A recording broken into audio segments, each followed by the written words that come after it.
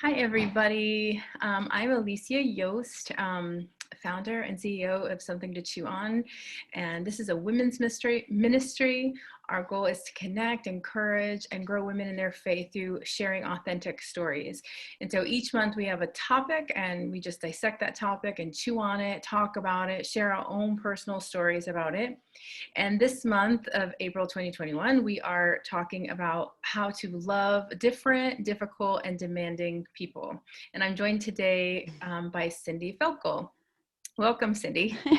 Thank you. It's always so much fun to talk to you. So You yeah, do. thank you for It's much thank you quieter for this having time. me. The last time we talked, we were sitting outside and there were like motorcycles and like fire trucks. Yeah. So hopefully it'll be quieter this time. And I was really afraid too in that situation. I was going to be yelling something and it'd be like a really like sharing something super personal and then it'd get quiet and I'm And like, and I did that. I peed my pants. Oh, good. Yeah. Yeah, exactly. So our scripture for this month is Colossians 3:12 through 14. This is the NIV version. It says, "Therefore, as God's chosen people, holy and dearly loved, clothe yourselves with compassion, kindness, humility, gentleness, and patience. Bear with each other and forgive one another. If any of you has grievance against someone, forgive as the Lord forgave you. And over all these virtues put love, which binds them all together in perfect unity." And so we are just talking about that scripture in relation to our topic today. And so I asked Cindy to speak with me, just have a conversation, just to share her own personal views and struggles with loving difficult, different, demanding people. And also just she made some really cool side notes about the topic that I hadn't really talked about. And so I was like, ooh, it would be great for you to speak on that. So yeah, so I guess we started talking about this a couple weeks ago, and there were a lot of really good things that came up. We started talking about who we find difficult to love. And do you want to share some of what you shared before? Oh, it's so hard to remember. I'm like, let me see Oh, it. Now I feel pressure, like I need to make a good point. no. No, I mean, I guess the no, basic I question know. would be: Do you struggle with that? Do you struggle with really truly loving, like really loving in scriptural form, and being kind and being patient and in all those sort of things to people who are just giving you a really miserable time? Yeah, and I like as you were reading that verse, I'm like, wow, that's a tall order. I know. So I want to put that disclaimer out there. I do not at all claim that I fully live up to that. I am a work in Yeah, progress. we all are. So, but I do have like this past year has been a really big struggle for me with I feel like as I stood for the things that I feel like God is really showing me, and I feel very confident in those things, it challenged a lot of relationships. And what to me was so hard is how ready people were to dismiss me and attack me rather than having discussions. And it was incredibly hurtful. But at the same time, I felt so much of God's presence, saying this is who I am. Like I want you to stand with the hurting people, and to stand up for them. And as a white middle class woman, I have a voice to speak into situations that other people may not have. Um, and so even though people try to silence that, I need to realize how important it is for me to come alongside people and use my voice to empower them and give them the little platform that I have to share it with other people. Um, but there's a lot of hurt when people that you thought were your friends and your family and they don't support you.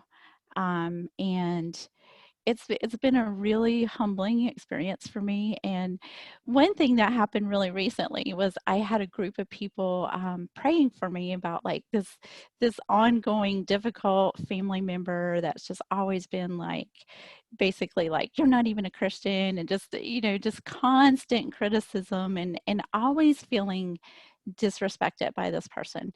And so I met with my prayer group and I was like, guys, just just pray for me because I'm going to see this person and I just need to stand for my value and say, I'm just really tired of you disrespecting me. And I felt it. I felt God's presence. I felt empowered. I knew my value. I knew that that person was wrong in how they judged and disrespected me. And I sat beside them and we were having a conversation, and it was just like, boom, all of a sudden I saw that person so differently and was like, we need to work on our relationship. And it was like, I was like, whoa, that was not me at all. And that's why, like, when I say those verses are so convicting, because me and my on my own, I just was ready to go in and like let them have it.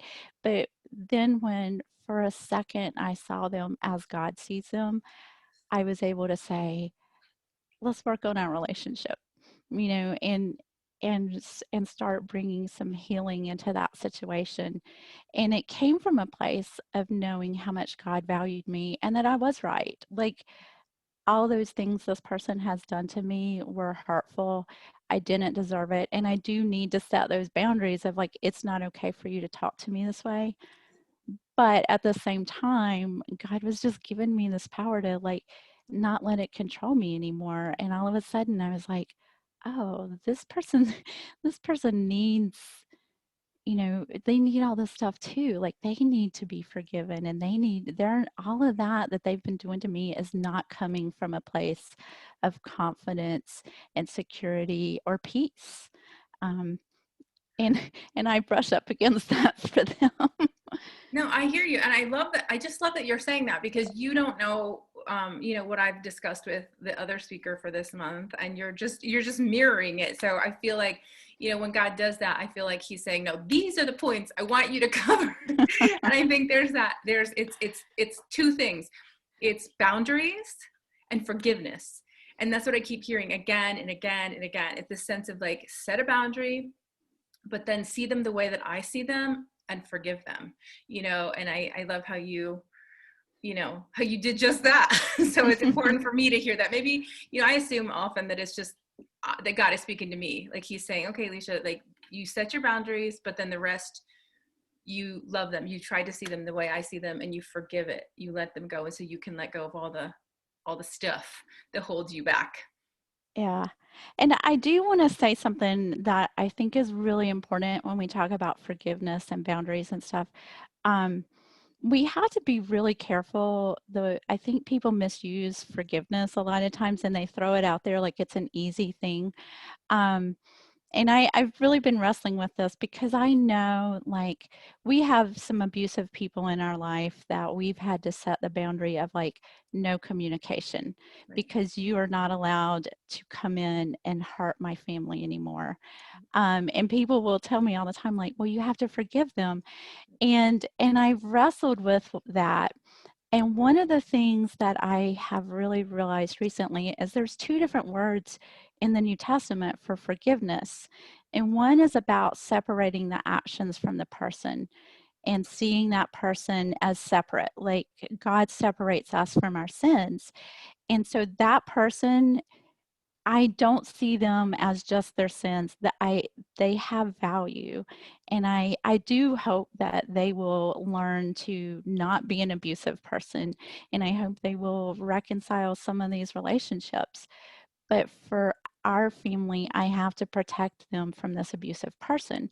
But then there's another, like in Galatians, these verses are about our community, like the brotherhood and people that are I say like that, modeling this idea of a good person who's trying to become a better person, that we are growing, and those kinds of people, then you can then the forgiveness is about restoring the relationship and continuing to grow together and all of that. So it's, you you don't need to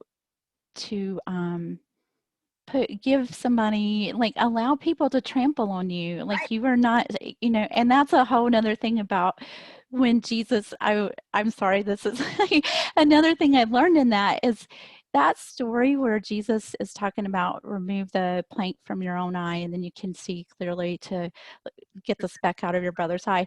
Right after that, he says, don't give dogs what is sacred, and don't throw your pearls before swine. And I really believe that's about us and the holy parts of ourselves, and bearing our soul to people. And we're actually taught to do that in situations where it's not healthy, Yeah. because you open yourself up to spiritual and emotional abuse if you share that with somebody who is not going to respect it. Right. And a really good test for that is what Jesus talked about beforehand. Are you willing to look at the plank in your own eye? Are you willing to say, I make mistakes? And I was like, that is actually a really, really cool test of who you can share with. Because if people are willing to see their own mistakes, and they're willing to say, oh, I messed up, or I've got to, I'm a mess, or whatever, that's a person that you can be real with, and you can admit your own mistakes, because they see it and they're human, and they're not going to use it over you as just something to like have power over you or manipulate you with, because their mistakes too.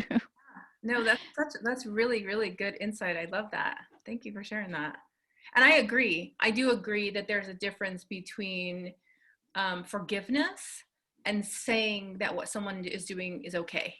You know, like I think forgiveness is for ourselves. We do that for ourselves. We relinquish the control that the anger and the hate has on us so that we can love other people. And so I think that there's I don't think that we can fully love difficult and demanding people until we first establish our boundaries and say, this is what's okay. This is, what's good for the situation, and how I can love you best and how you can love me best, but also that I'm going to forgive you. I'm going to release you and release myself from this so that then I can love you fully.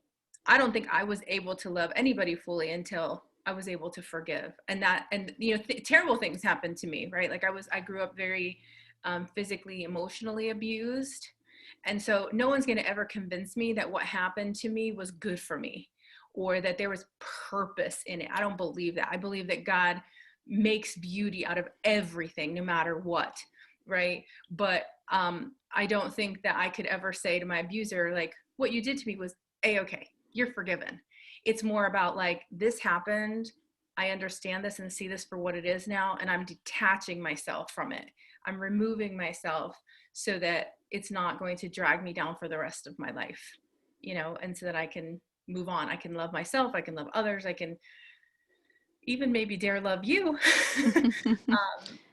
from a different place. That's actually, as you're saying that, I'm thinking about stuff, because I was thinking, the Bible says not to call what is evil good. Right. I need to look up that verse, because I wasn't planning on talking about it. But as you're talking about that, I'm like, yeah, like if we say that we can think about the evil, the abuse that was done to us, and then it doesn't bother us, and we don't have the normal emotional reaction to that, we're actually telling people to call evil good. Right. And that is not what God calls us to. Like, that is evil, and we should call it evil. Right. Um, but what God calls us to is to see that person as created to be very good. Yeah. And the tragedy in that is that evil controls them. Right. And but we should never call that good. And it's so harmful when we do that, but it's also free. It's so harmful when we tell people to call it good, or to just be okay with it. Right. And I had a counselor say that to me one time, like, when you speak about your past, you're still upset and you still cry about it. And I'm like, and I felt, I didn't know the words to say it, but I was like, I don't think I should be not sad about it. And I'm like, that's actually like detaching yourself from your emotions, which is so unhealthy. Um, I felt like that so after my mom died, because people would say things to me like, everything happens for a reason and she's in a better place. And I think that their intentions were to comfort, right? They had good intentions. They wanted to comfort, make me feel better. But all I kept hearing anytime anyone would say that to me is, you shouldn't feel that way. you shouldn't feel that way. You shouldn't feel that way. And it hurt me even more. And it made me very, very aware from then on, when anybody else was going through pain, not to ever do that. Because I had done it before. Like, I'd been like, it'll be all right. Everything will be okay. You're fine. Everything happens for a reason. Yeah. And I realized that's just me trying to hide my discomfort from the situation, instead of sitting in it and being like, this sucks. Like, this is awful, Yeah. and there's nothing anyone can do about it. And that's even more awful. Like, so yeah, it's almost like placating. It's like, how do I say it? Just don't feel that way. Stop feeling that Yeah. way. Yeah. I years ago, gosh, it's a couple of decades ago, I had a miscarriage, and somebody gave me a book because I it was very hard that I was grieving this loss, and people would say things to me like, "Oh, well, you can't shake a good apple from the tree," and stuff like that. And I was like, "Okay, well, then I'm sad that my baby was, deformed or whatever." It's still like it was still a loss. Like there was nothing to say, and it was just like, "Oh, well, you have other children," and all these things, and it just felt so dismissive. And somebody gave me a book that was just revolutionary for me, and it was called Free to Grieve. Nice. And it was like I just needed time to grieve this very real loss. And since I've been through that, I see that there's this beauty when we don't try to fix people's problems, but we sit with them. And like, if we grieve together, or I just sit with you and I cry with you, or I don't try to fix your problem, there's just such a bond there. Like it just connects our hearts in a way that nothing else can. And it also is where we feel the presence of God in such an incredible way when we are willing to admit like how much this hurts. We see his heart for humanity, and it connects us, because that is the one equalizer.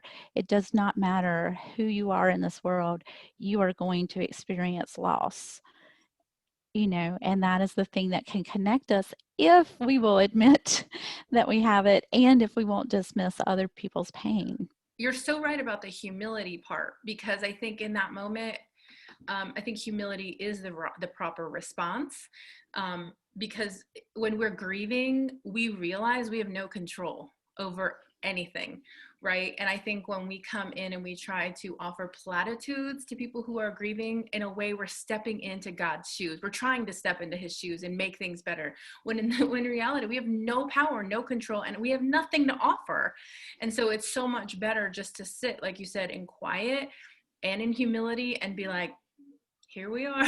Like, I'm just gonna sit here with you and just sit at God's feet. If you imagine like two children sitting at the feet of a father and they have no control, they have no power, they're just waiting for the next, like they're waiting for him to tell them what to do next.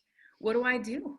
Like, you know what I mean? I think Yeah. that's the position that we have to approach that from, because otherwise, yeah, we're stepping into shoes that are way bigger Yeah.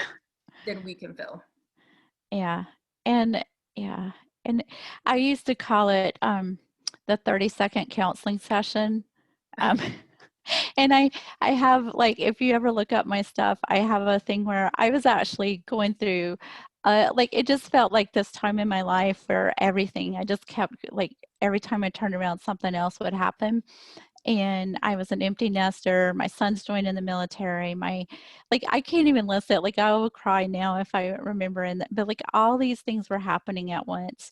And somebody walked up to me at church and they're like, I was a church greeter too. So this is a really bad story about I was so somebody walks in and I'm like, hi, welcome to church, and all the, like, small talk. And it was fine. I don't think that you should meet people at the door and say, my life's falling apart. I like, because nobody's gonna want to go to that church either.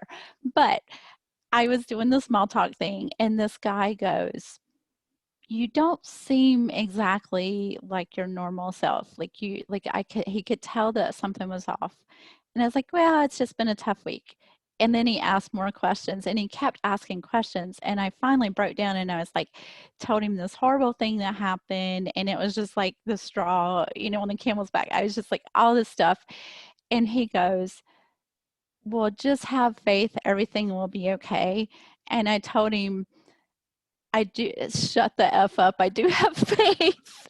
And then I went to the head of the church greeting team, and I was like, I think I need to resign from being a church greeter because I'm really struggling here. And it just hit such a nerve because I was like, I am walking with God through this, and to tell me just have faith, it hurt so bad because it was like a judgment on top of everything. Like, if Right. you were just a better person, If you this really wouldn't have believe, happened. Yeah. you would not be in such pain. Yeah, and to just, I don't know. So I'm not saying that I had a good response, but it was just so raw, and Right. and to it was like the desire of my heart. Like I showed somebody, I just need to be comforted, and to just see it and dismiss it was Right. so painful at that time. Right. And I think if I had known, like that thing I said earlier about are people willing to admit their own problems, I would not have shared something like that with somebody because it did feel like you just trampled this Right. holy thing. You just trampled it. So anyway. True. So let me ask you, um, how when you're out in the world and you're with somebody who is maybe different from you, and that you just don't understand them at all, or they're just being exceptionally difficult or just demanding of you, how do you remove the filter of your own perspective and put on like the filter of like how God sees them? Like, what does that look like for you? Wow, that's such a good question.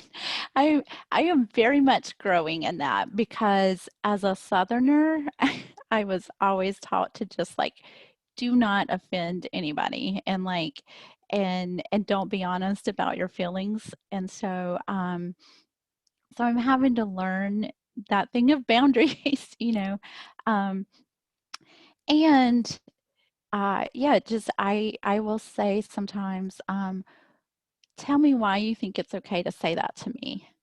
And that I actually learned that when I used to work in a strip club ministry, and I would go in there and I would get so mad at the way these men came up and talked to my friends who were dancers, and I would just be like, I just wanted to just tell them off. And I would sometimes, and I said I have some bite. I'm really good at biting You're sarcasm, and feisty. I could say some things that would like, hey, what's your daughter at UConn? How would she feel if somebody talked to her that way? And that may be a godly thing. I don't know if that was a good thing to say or not. But the thing that would get them was when I would just say, tell me about that, why you think that was okay to say. Right.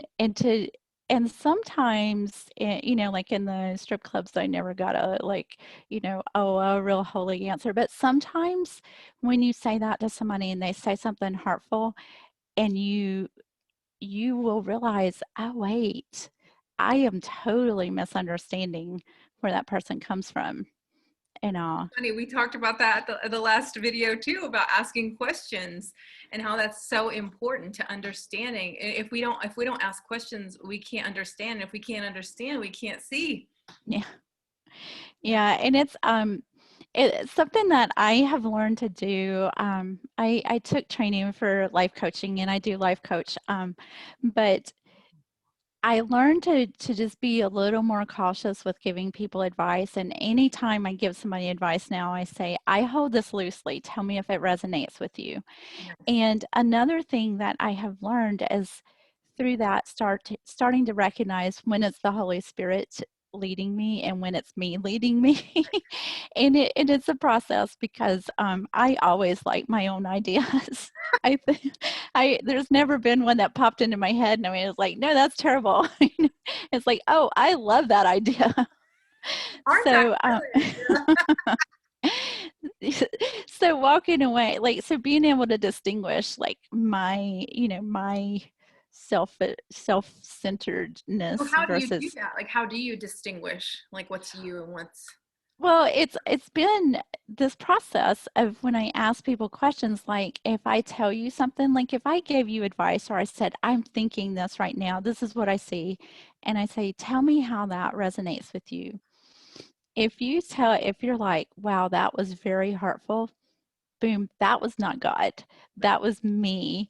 But if you say, wow, like I've had experiences where I would say something like that to somebody and they're like, that's a deep hurt that I didn't even know where it was coming from. And like you spoke to that, that's God.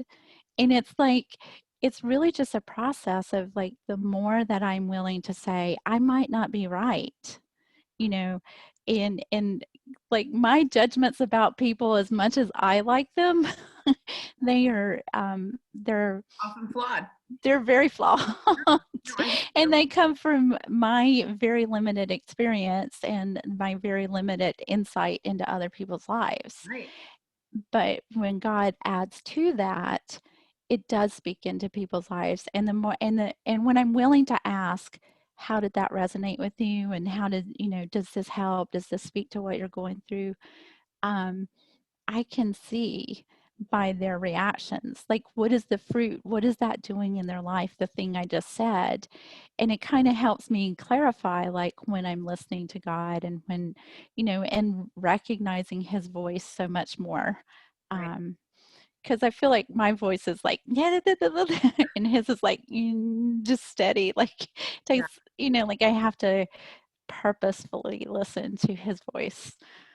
For me personally, like when I can tell when it's me versus God because my thoughts are always like they're colored in like selfishness and they're colored in like self-serving. I mean, just all about me is what I'm, you know what I mean? Like they're all about me. They're all about there's like a tinge of just like dirtiness in it. Do you know what I mean? Hmm. Whereas usually when it's God, it's almost always something that I don't want to do. Like it's requiring me to admit something I don't want to admit or to say something that really makes me feel stupid or like vulnerable or to do something that requires more effort or sacrifice than I want to give. It's usually something that I don't want when I'm being honest. Like usually if I'm like if I'm in a if in a fight with my husband and I hear you really should apologize and say where you went wrong, I know that's not me. Yeah, I yeah. know it's It's not. like, yeah. No woman's ever gonna think that on her own. That is not like just in my nature. And so I'm like, oh. And then I have to choose to be obedient to that. I know that's not me. I would be like, well, I'm going to sulk all day. You know what I mean? Or I'm going to want my way, or I'm going to wait till he comes to me, or I'm going to stew, or whatever, like all the negative, all the bad, dirty stuff, about me. So I think I love that. I love that, like, you're talking about um, just the asking questions. I love the humility part. I think that's really, really good advice.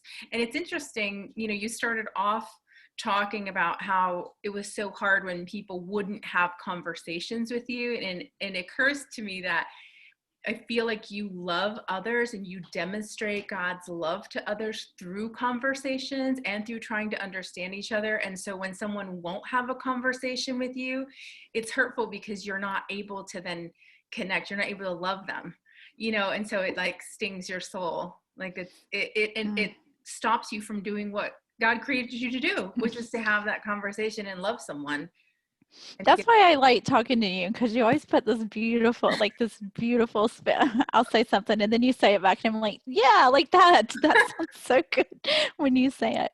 But I did want to. I was thinking about something you just said.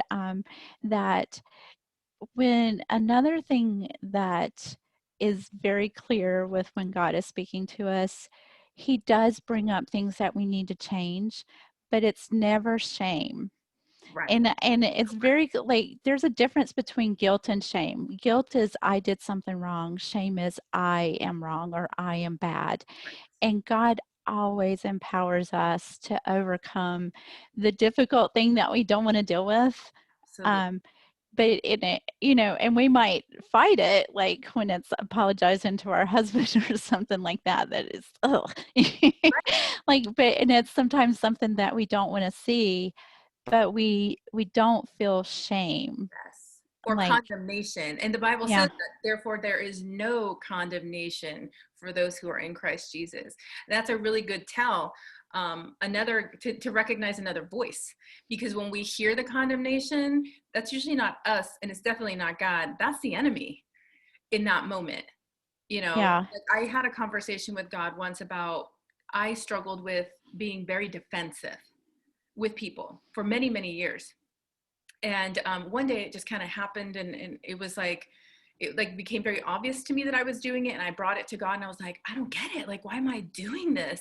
And he was like, listen, you were brought up in a very, very traumatic kind of situation where you had to be defensive. If you weren't defensive, you were gonna be hurt, you know? And so what that did is it taught you to defend yourself, like to live my life like this, like just ready to punch, right?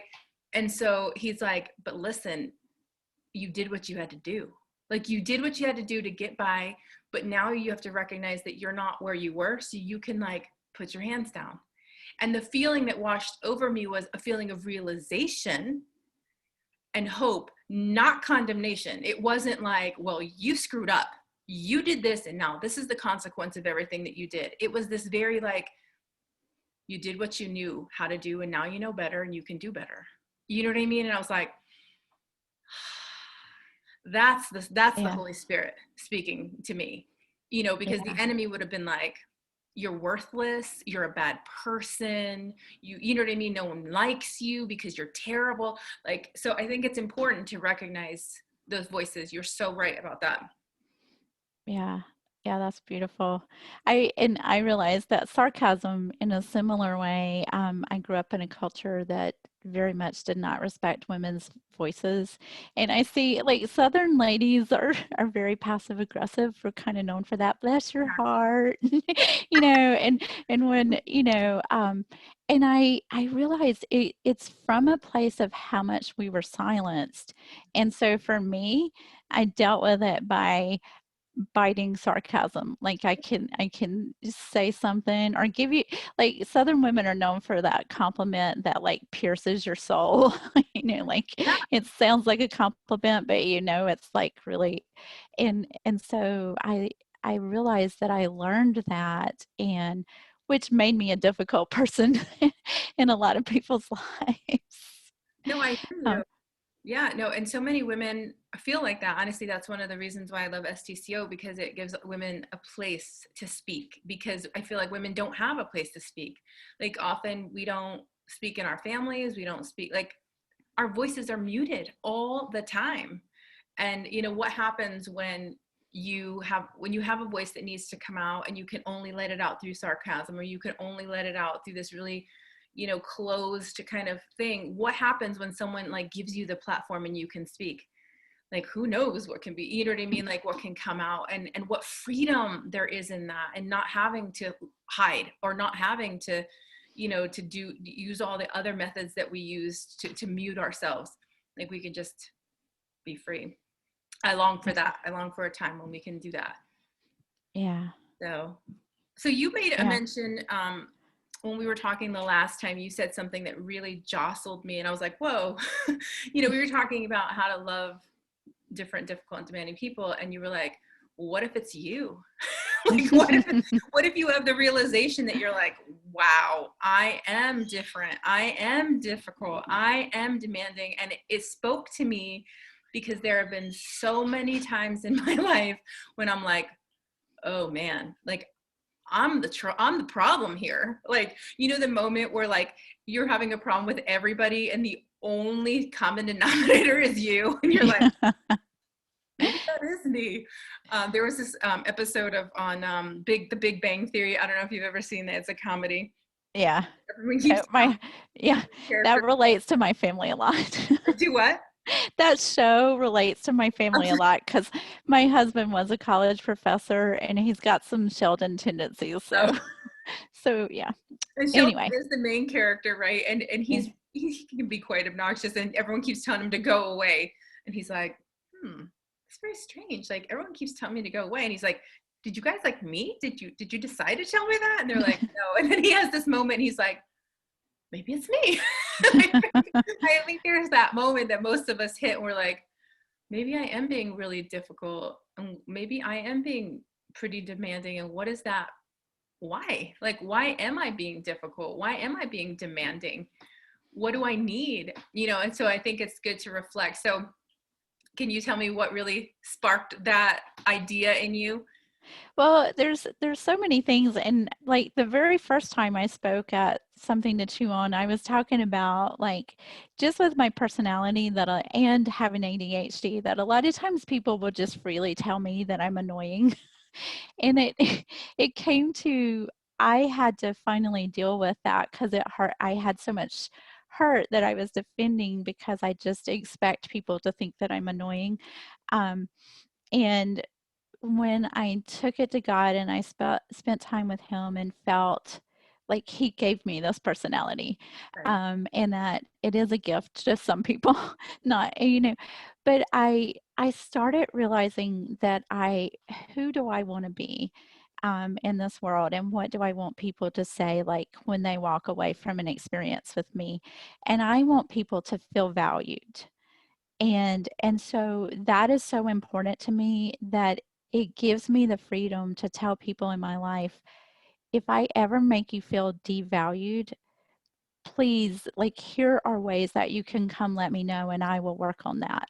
But Right. I can't change my personality, but I can give you like tools to understand like why I'm not trying to devalue you. Like, for example, with me, I tell stories all the time. And if you tell me something that you're going through, I will probably tell you a story that I think will help you. Right. And some people take that as so dismissive. And Right. I realize like sometimes that hurts people. They're like, just listen to me, don't tell me a story. And if you catch me doing that and you ask me, I really am capable of going, oh my goodness, I'm sorry. I didn't know you just wanted to be listened to. And I will listen and I can ask questions. I'm capable of doing that, but it's not my first go-to. Right. Um, and so there's things like that I realize, and also there's times that I have really hurt people, and especially in my past when I was dealing with my own trauma, I misled a lot of people. And that's hard. That's very hard to reconcile. Like when you hear people share their testimonies and stuff about like I was an alcoholic or whatever, you very seldom hear people talk about how much they hurt people during those times, because it's easier to overcome like what you did to yourself and those kinds of like addictions and things. It's really, really hard to face the things that you did that hurt other people. Yeah. Um, but it's also incredibly empowering, and you realize I'm not God in anybody's life, and to be able, and like, honestly, Black Lives Matter this past year brought up so much realization of people that I had hurt. And I actually reached out to my sister-in-law, who was from the Virgin Islands and Black and married into a white Southern family. And I was like, wow, I did so many things that were just clueless. Like I wasn't purposefully trying to hurt her, but I just did not realize how hard it was for her. And it was so just incredible when I reached out to her, and she's been in my life for 30 years. And I reached out to her and was like, I'm so sorry that I didn't know all these things that I was doing that were hurting you. And she told me stories about, like, this is something I said to her all the time because she's really classy. Like she is the classiest person in my family. So it seems a little funny to me that, people are like the stereotypes that people have with Black people and stuff. And so it always seemed funny to me to be like, the Black woman is the classiest person in my family. And I would joke about it. And that hurt her feelings so much because she hates being seen as the exception, Right. you know, and I was like, "Oh my gosh, that's actually terrible that Right. I said that." And I wasn't saying it from a place of trying to be hurtful.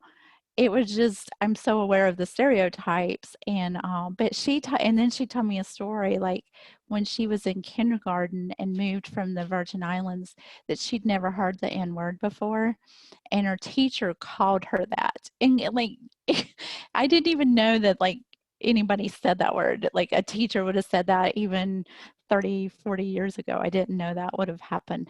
But she called her that and she didn't know what it was. And so she went and asked her dad. Her dad came into school the next day to talk to the teacher and speak to the class. And the teacher said, "Oh, I didn't know you were educated and came from a good family. I'm sorry I used that word with you."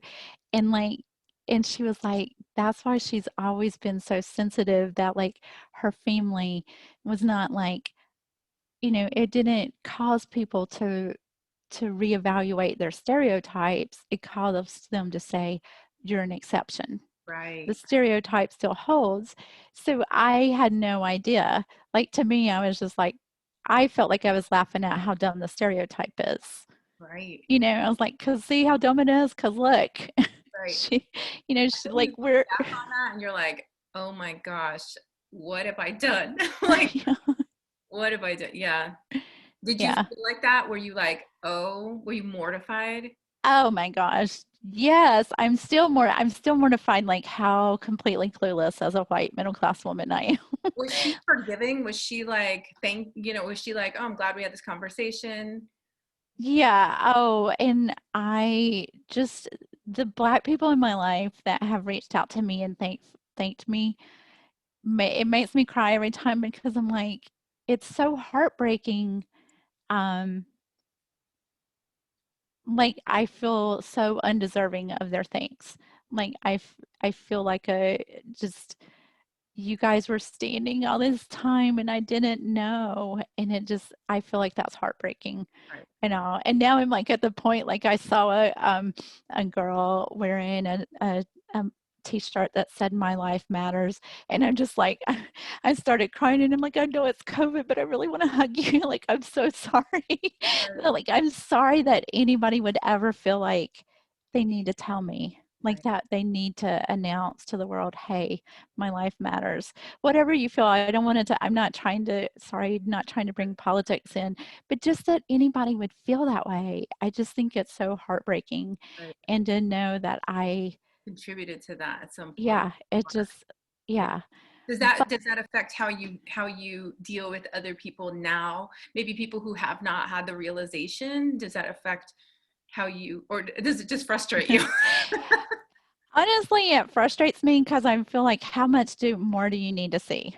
Like how much, like at some point, and you know, and I probably should be more patient because um, you know, I was there, you know, and I messed up, but it's just like when it's right in your face and you continue to deny it, I don't know. And I pray about that a lot because I want to be patient and loving.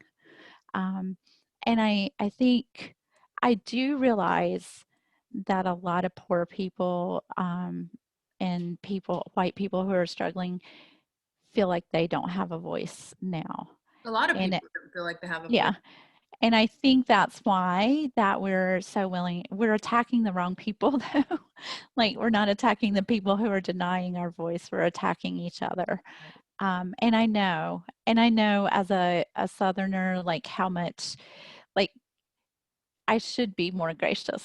And I'm getting convicted now. As you know, like, oh yeah, I should be way more gracious. Cause I remember, you know, there's probably people that hear this and are like, yeah, she don't know what she's talking about. Listen to that accent. You know? No. Because I felt that. I was an English teacher in a private school and and in Rhode Island. And the headmaster at the school was mortified that they hired me.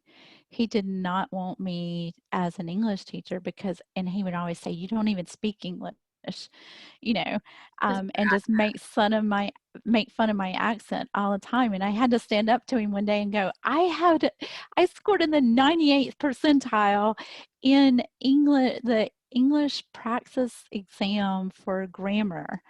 I just have an accent because Right. of where I was born, but I was judged. Right. And I hate it so much. And I know where that defensiveness comes from. Right. And I should be more patient with it in white people. But at some point, I do feel like, I mean, yes, we have our issues and stuff, but also, you got to see like our issues might not be the same as everybody else's. They're Well, still issues, though. I think that, like, I mean, from what I'm hearing you say, or what I should say, what I'm gleaning from that in terms of like, what do I do when I realize that I'm the different, the difficult, and the demanding one? I think it's just kind of the same thing. It's this idea of asking myself the question of, well, why am I doing that? Like, you know what I mean? Why am I being demanding? Why am I being difficult? And looking inside, and maybe illuminating, you trying to drop my preconceptions of myself and really see myself the way God sees me, and then having the realization and saying like, whoa, okay, and then offering myself that forgiveness, right? And saying like, okay, again, this was wrong. Like there's no making excuses for this. What I did was wrong, or what I'm thinking is wrong. But I know better now, and I'm going to do better. I'm going to move on. I'm going to love myself, differently. So I guess it's the same, right? That whether we're trying to love someone else who's being difficult and demanding, or ourselves when we're being difficult, demanding, we still have to offer that grace. We still have to offer that understanding and ask the questions in order to love ourselves. Yeah. Yeah. And I've seen some really amazing examples of people doing that. There's a preacher that I follow in North Carolina who his church, it made the news. His church was pepper sprayed on the way to the polls as a black pastor. And they, and it's just incredible, like that the people in that church are reaching out to their community and trying to bridge gaps, and I'm like, bridge these divides among the races. And I'm like, it's so powerful, because I'm sitting around like bitter towards my peers sometimes, and he's like, "Look, they need to have a voice too." And that example, so like as I'm talking, I'm like, I'm convicted now. I need to I need to stop this conversation and go pray, because I'm like, I need to work on this. Well, I mean, I thank you so much for just this conversation. I think there's so much in it that that I learned, and that that I'm sure that other people can relate to, and I hope that they take and I don't know, think about the issue for themselves, how that plays out in their own lives. So, all right, so we're Yeah. going to wrap this up. Thank you so much, Cindy, for joining me. And thank you, everybody else who's watching. I hope that you enjoyed our talk. If you would like to leave us a comment, please do so on our Facebook page, and either me or maybe even Cindy will respond. Oh yeah, I love talking about these things. All right. Most of the Thank time. you. Bye. Bye.